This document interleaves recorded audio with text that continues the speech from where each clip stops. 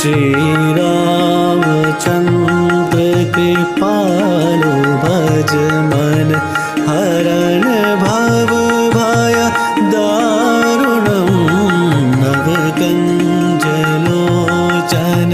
कञ्जमुख कर कञ्जपद